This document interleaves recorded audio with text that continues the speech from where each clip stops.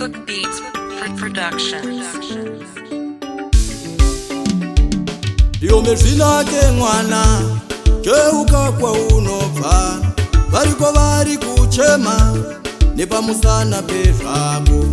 Ndiombe zvinake mwana, cheuka kwa unobva, variko vari kuchema, nepamusana pezvako. Cheuka mwanangu cheuka, uringeringe kwa unobva, variko vari kuchema, nepamusana pezvako.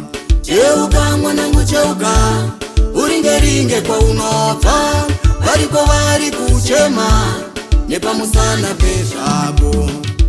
Shuwa ere mwana, ufamba uchishaina, vabereki kumusha, vachipfekawo mamvemvene.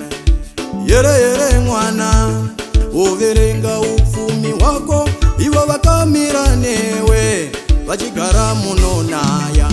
Cheuka mwanangu cheuka, uringeringe kwa unobva, variko vari kuchema, nepamusana pezvako.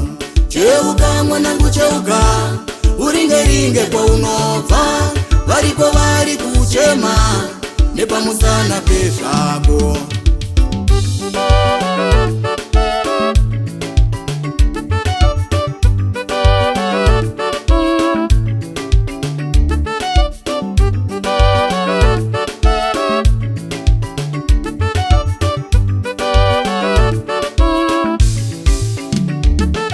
Washinga ere mwana, zvekudya uchiguta, vabereki kumusha, vachidya zvekukumbira.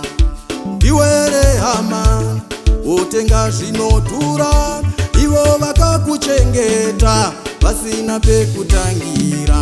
Cheuka mwanangu cheuka, uringeringe kwa unobva, variko vari kuchema, nepamusana pezvako. Cheuka mwanangu cheuka, uringeringe kwa unobva, variko vari kuchema, nepamusana pezvako.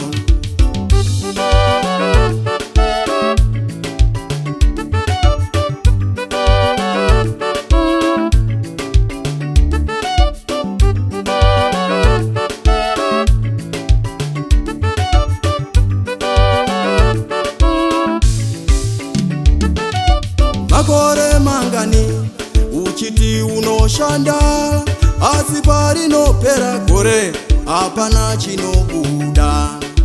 Zvizhinji zvaunobata iwe, nemaoko ako, asi pakufamba kwenguva, hapana chazobuda.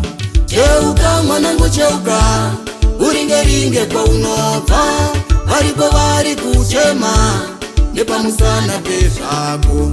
Cheuka mwanangu cheuka, uringeringe kwa unobva, variko vari kuchema, nepamusana pezvako.